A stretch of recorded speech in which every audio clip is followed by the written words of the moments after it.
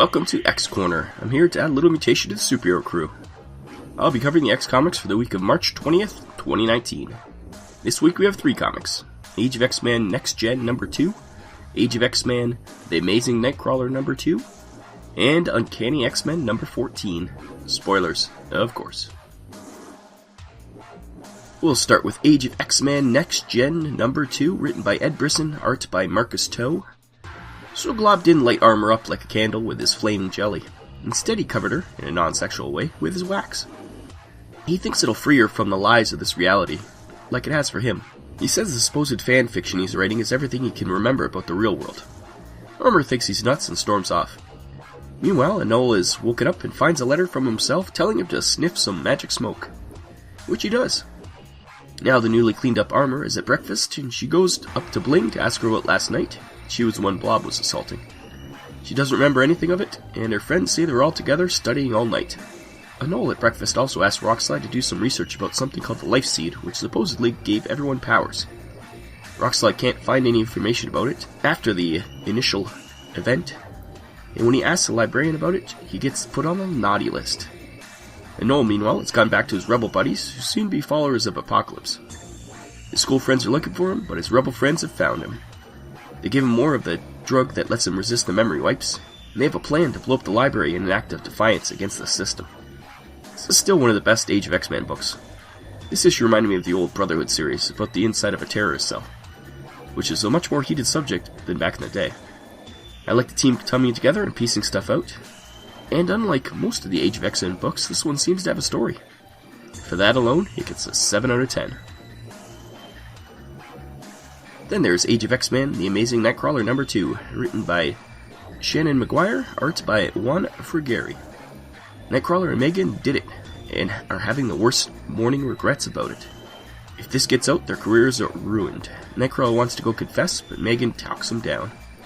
Eventually, she does some mental gymnastics to say that their being together will make them better actors, and therefore better for society. She also tells Nightcrawler she loves him, and he's hooked. He's also late for a meeting. He's worrying about someone finding his secrets out, as he enters a meeting with at least 4 telepaths in it. Reagan Wingard, aka Mastermind, is the head of a rival studio in this reality, and she wants to buy it out or at least work with Nightcrawler's studio. He says no pretty emphatically, so I'm sure she'll just leave it at that. Later, Megan and Kurt are blocking out a scene when a roof caves in. They save everyone around, but Magma realizes the roof was rigged, and they immediately blame Mastermind. Megan invites Nightcrawler out to a secret club, which turns out to be a sort of sex club where people wear masks and openly show affection. Nightcrawler freaks out when Megan tries to kiss him, and he runs off. When he gets home, someone is there waiting for him. It's his real mother, Mystique, and she says she can explain everything. This is another Age of X-Men series that actually seems to have a coherent plot.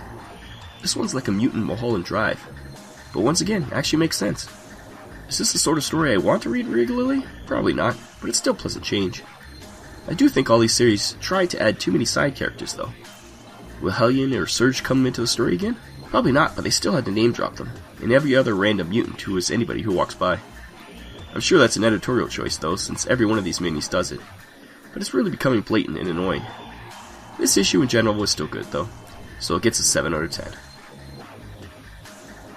Lastly, we have Uncanny X-Men 14, written by Matthew Rosenberg, art by Salvador LaRocca.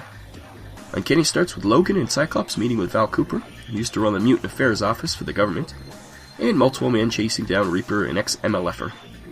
Cyclops' chat with Val doesn't go great, as she doesn't want anything to do with mutant terrorists, but in the end she doesn't just turn them in, so there's that.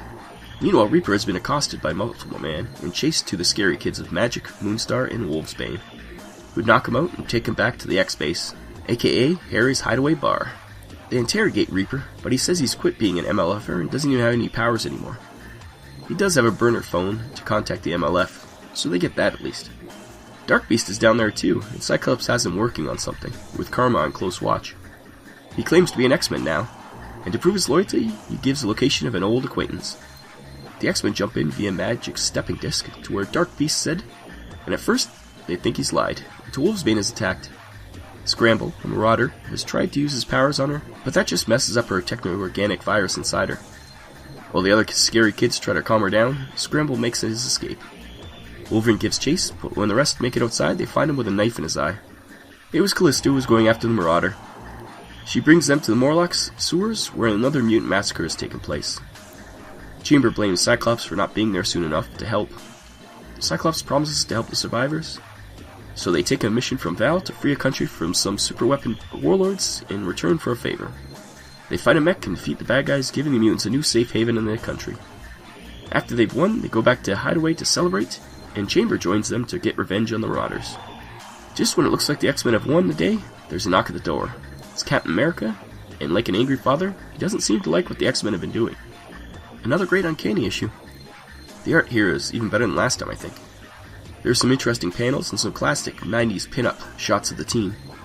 I like the idea of the X-Men working outside the law for Val, but having Captain America show up to scold them feels a bit condescending.